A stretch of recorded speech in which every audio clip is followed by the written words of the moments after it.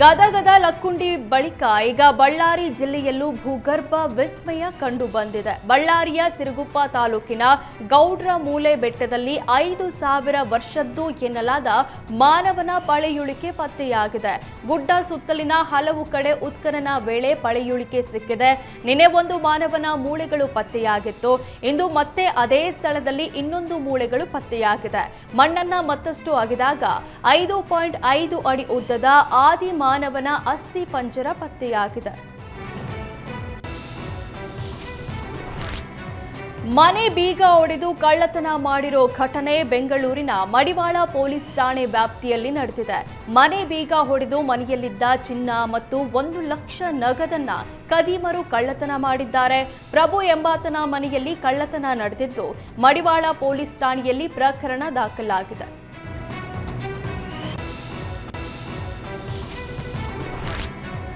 ಚಲಿಸುತ್ತಿದ್ದ ಕಾರಿನಲ್ಲಿ ಆಕಸ್ಮಿಕ ಬೆಂಕಿ ಕಾಣಿಸಿಕೊಂಡಿದ್ದು ಕಾರು ಧಗಧಗನೆ ಹೊತ್ತಿ ಉರಿದಿದೆ. ಕೊಡಗಿನ ರಾಷ್ಟ್ರೀಯ ಹೆದ್ದಾರಿ 275ರ ಆನೆಕಾಡಿನಲ್ಲಿ ಘಟನೆ ನಡೆದಿದೆ.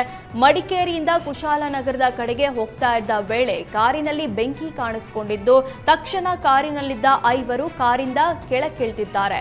ಎಸ್ಡಿಪಿಐ ರಾಜ್ಯಾಧ್ಯಕ್ಷ ಮಜೀದ್ ಅವರಿಗೆ ಸೇರಿದ ಕಾರು.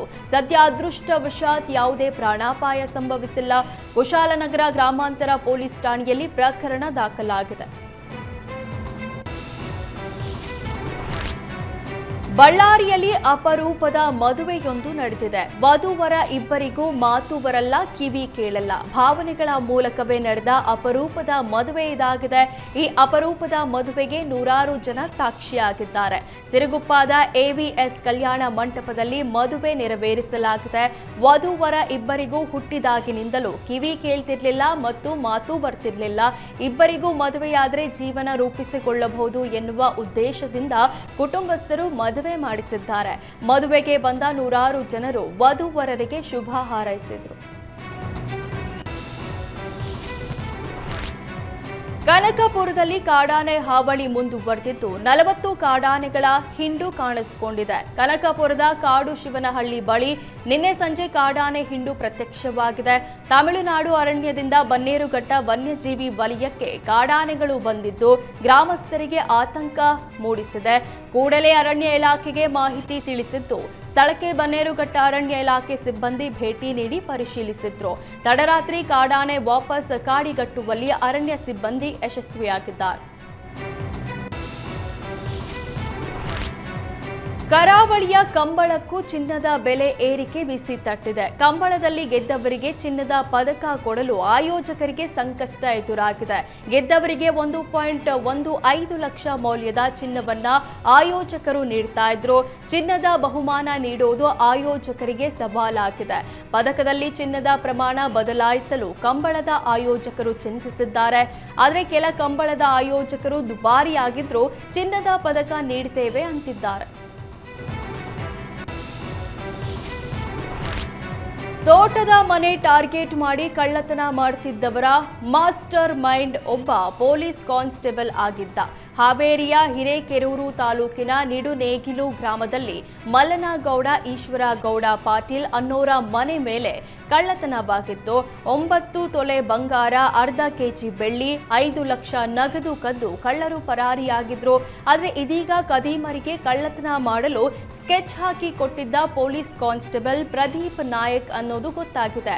ಹಳೆ ನಿಡನೇಗಿಲು ಗ್ರಾಮದ ಅಳಿಯನಾಗಿದ್ದ ಪೊಲೀಸ್ ಕಾನ್ಸ್ಟೇಬಲ್ 5 ಕಳ್ಳರಿಗೆ ಗುರು ಆಗಿದ್ದಂತೆ.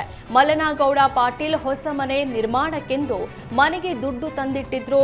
ಈ ವಿಚಾರ ಹೇಗೋ ಪೊಲೀಸ್ ಕಾನ್ಸ್ಟೇಬಲ್ ಪ್ರದೀಪ್ ನಾಯ್ಕಗೆ ಗೊತ್ತಾಗಿತ್ತು. ಕಳ್ಳರಿಗೆ ಕಳ್ಳತನ ಮಾಡಲು ಪ್ರದೀಪ್ ಪ್ಲಾನ್ ಕೊಟ್ಟಿದ್ದಂತೆ. ಸದ್ಯ ಪೊಲೀಸ್ ಕಾನ್ಸ್ಟೇಬಲ್ ಪ್ರದೀಪ್ ಸೇರಿ 5ರನ್ನ ಪೊಲೀಸರು ಬಂಧಿಸಿದ್ದಾರೆ.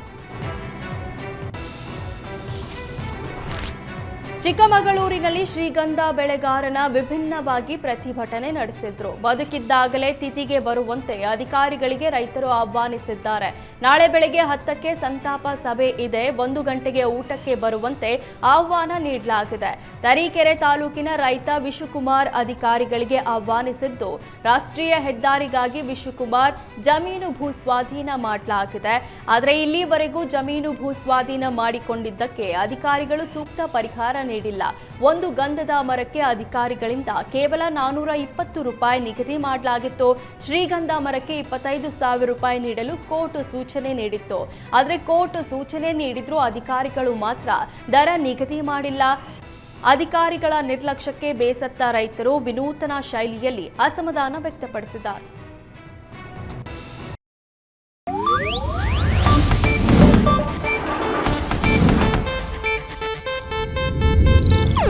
ಇದು ಏಷ್ಯಾನೆಟ್ ನ್ಯೂಸ್ ನೆಟ್ವರ್ಕ್ ಪ್ರಸ್ತುತಿ.